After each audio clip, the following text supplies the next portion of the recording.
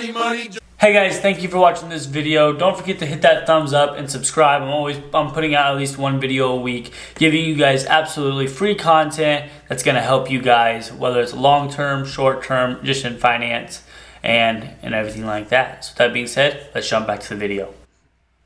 Okay guys, so this one is going to be a lot different than what people are used to. This isn't just taking one company, breaking it down, comparing it to others, and kind of going for there and seeing what we need to do. This one, we're going to go over a couple different stocks. So the first one here is PFFA, which is basically a preferred share stock ETF, which is going to pay a monthly dividend.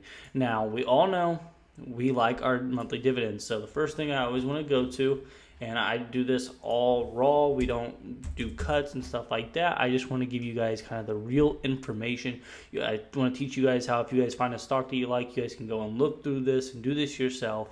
And this one's actually not bad. You guys know I like PTY, and we're going to compare things like this to PTY to kind of get the best answer. So this one's trading about $25.18. Now, PFFA is going to give you a monthly dividend, which is great. You guys know we love monthly dividends. It's going to be about 16 cents right now. Here's what it's been into 2021. It was 15 cents. Yes, it was 19 cents before. And I believe they had a big payout of 55 cents at the end of 2019. Now, what normally happens with these companies and ETFs when they do have this big, and you can see this on here as well, if you go to dividends and we go to dividend history on Seeking Alpha, is they have this one big thing at 55. Now, what normally happens is they have excess profits or something like that, and then they basically give that out to the shareholders, because if they don't, they have to disclose everything, and then, they basically legally have to pay you normally that 55-cent dividend or whatever the case may be out to their shareholders. Because again, this is an ETF, so they're trying to basically get as much. They're trying to pay you every single month. And you guys remember, you guys are going to look at the expense ratios and think, well, it's a little bit of a high of an expense ratio. Yeah, you're right. It is probably a little bit higher of an expense ratio, but that's okay. I have 1.47. That's actually okay. Now remember, you don't even see that 1.47. You're getting that dividend no matter what every single month. So that's really not even going to matter that much to you. But yes, you are paying that 100% whether you see it or not. I get that. But they're also giving you a monthly dividend. Guys, you guys got to remember, they're holding companies. If you go into their holdings, and I think this is something that I think a lot of people should do when they go into their holdings, if you go and look up some of these stocks, and yes, these are preferred shares, or not all of them, but a lot of these are preferred shares, meaning they're not just regular shares of like Apple that you would go and buy, or Microsoft or whatever. These are preferred shares, meaning if something happens to the company or something, you're going to get the dividend first compared to being holding regular just Microsoft shares, or they may not get their dividend and they may not get that payout. So that's something to always be aware of too. If you want to look more into preferred shares, definitely go and do it. There's some other ETFs as well that do just preferred shares and do monthly dividends. I plan on covering that here very soon. But they're big on utilities and basic materials, corporate, and cash equivalents. So again, utilities 10.93%, and I like utilities, I'm not going to lie.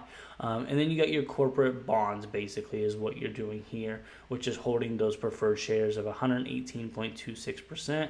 Yes, I know that, I get it. You're like, that math doesn't add up. Yes, I'm aware. But when you're looking at these, and you're more looking at these for, and again, don't just look at a 1-year chart. You're thinking, oh, this one's been going up and everything. So now that we've covered this one, again, looking at the overall, you guys got to make sure the max overall. Again, 08 and 2020, everything happened. This one wasn't even incepted yet in 08. But 2020, everything dropped. You guys know why. If you don't, well, you weren't alive then or something. But let's go on ahead and look at PFFR, which is another preferred ETF. And again, not looking at the year. We want to look at the max. You're going to end up making money on these. There's no doubt about that. And again, these are things where you want to do your due diligence on these and make sure you're going through, looking at key data, looking at momentum, looking at holdings. Holdings is a big thing for me. So real estate, you're going to see they got corporate and their cash equivalent. So you're going to see there's a trend in these. A lot of these are going to be these corporate bonds, buying basically debt, having preferred shares. And that's something that I know some people don't like that, but there are other people, and it's not a bad thing. So again, you're looking at about that $25 range, and you're getting 12 cents a share, which is not bad whatsoever. You were before obviously getting a lot more, and you had some things. And the only one that really bothers me about this stock here is that you do have the difference of, you're getting anywhere between 10 cents to almost 40 cents a month. And again, you can see it starts tapering back down, 14 cents, 12 cents, and then it's kind of evening out at about that 12 cents per share. But again, you have to know what you're getting yourself into, and I think that's a big thing that not a lot of people do enough research to go into. And then John Hancock Premium Dividend Fund, this one's got a little bit more diversification. So I like this one a little bit more than the other two when it comes down to their holdings. And again, these are just stocks, corporate bonds. Once again, you're going to have these preferred shares, utilities. If you guys look at a lot of the dividends and monthly dividends and things like this and the ETFs, a lot of them hold a lot of utilities because utilities are super, super consistent. Energy sector, communications, financials. I'm not big on the financials. Consumer defense, which isn't a bad thing to have, but it's less than 1%, so it's really not even going to matter to you. The financials, again, I'm not big on financials and banks. I do not own banks for a reason.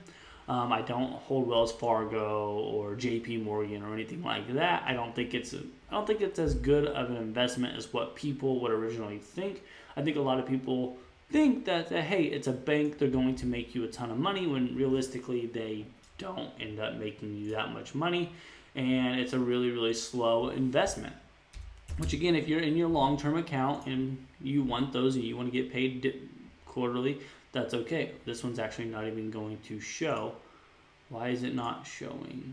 Let's go to dividends, dividend history. Here we go. So I don't know if I just clicked something wrong on that other one, but you're looking at about 10 cents every single month. And again, you had that 53-cent jump. This one's at about 16.86. And let's go to the max, because this is something that I like to see. And again, every now and then you get these big ones, and they're usually on the 12th month, so December. And let's see what yep. And it's where they pay basically extra money out. So I see a lot of people that don't know what these usually are. These are usually when they get extra money and they have to pay it out to their shareholders. So it's actually a good thing to get that extra chunk of money. EPRF. Again, guys, go through. If you want to look at these, make sure you know what you're looking at, understand them. And a lot of these do move a lot when it comes down to their dividend funds. And that, again, that's why I like PTY so much when you're looking at those. The PIMCO fund that, again, I bring up in just about every video, is the dividend is super, super consistent. This one hasn't been around all that long, and it is the Innovator Etf Trust. Again, holdings. Again, you're going to get that same thing. It's basically corporate bonds holding the preferred shares. And so what I always like to do, and you guys know I absolutely love this tool, is we want to go up here and we want to fill in some of these tickers into here. So we're going to compare them to PTY, because I think it's a great place to start. So we're going to get rid of some of these things, and you guys can do this here on your own time. So the one that I did like was PDT. So I'm going to go here and just kind of align it to yourselves. And then we're going to go with PFFA. And now this one's not going to give us a lot of data because PFFA is not that old. And I kind of just want to show you guys that side of it.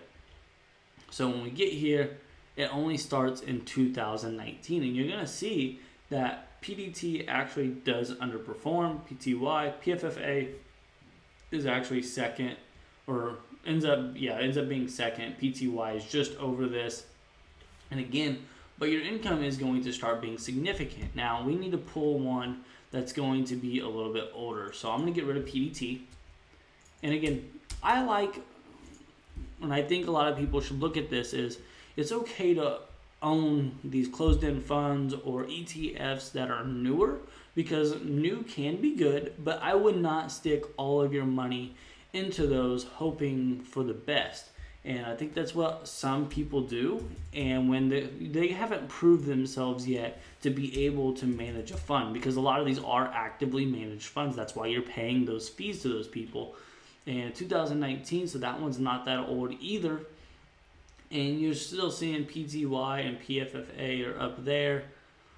Let's see, PFFA was the new one. That's why we need to get rid of that one. And then let's just go with EPRF. And I think more people should be doing this and analyzing, what really is going on here. So again, none of these are super old. And what was the other one that we looked at before? And it showed, so again, if you guys want to know kind of how old they are and stuff, you can go to inception dates, max. Yeah, see, so it was in 2017. So they've only went through this in 2020 with the COVID disaster and stuff like that. So those are other things you want to be. How good are they protected to the downside? How are they going to do if something does go massively wrong? And that's why when I'm looking at these, I'm not personally buying into these stocks or preferred ETFs. I would rather buy into something that's proven. Now, I'm not saying that I won't pick up a few shares here and there or throw $100 at it, maybe even buy 100 shares, throw a couple of $1,000s into one and let it see if it performs. Now, if it doesn't start to perform and I see that downwards trend, which a lot of closed-end funds end up happening, that's when you decide, hey, I need to get out of this. I would rather cut my loss or break even or whatever the case may be, take my shares that I've gotten extra, sell them, and then go put it into something like PTY, maybe the S&P 500, kind of whatever fits your denomination there. And so the other one I want to this is one that I think everybody should do. If the S&P 500 is the base and the Dow Jones and stuff like that, compare your stuff to it. Are you going to be able to outperform the market? Those are the important things to look at. Since 2018, well, SPY is going to be the highest. PTY is right next to it. PFFR is not that far behind it. But you guys got to remember, it's not that old. So find something that's going to be able to compare with it. Be able to look at these things. When you got holdings that are preferred shares, you got to remember liquidity is probably your biggest factor when it comes down to those and those preferred shares, because there's not as much liquidity, not as many people trade them. That's why you have that problem. So that being said, guys, these are some dividend stocks that I would highly looking into. They're newly founded. They're not 10 years old.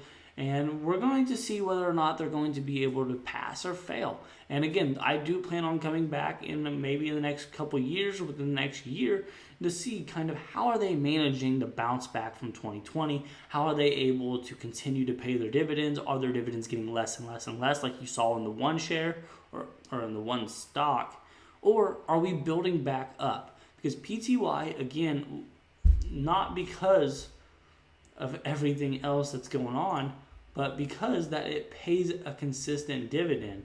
And this one right here, when you see this mixed array of 12 cents, and then we jump to 35 cents, or 35 cents and jump to 12 cents, and then those just aren't good things to see in a monthly dividend. And it goes to 14, and you're probably happy that month, but then you're back down to 12 compared to, and this is something that I think a lot of people really need to look at when you're looking at these monthly dividend income funds, is look at the consistency. And you can go and go and go, and there's no change really. Yes, they got that big payout at that end of the year. You guys know, I just explained that to you here a little bit ago.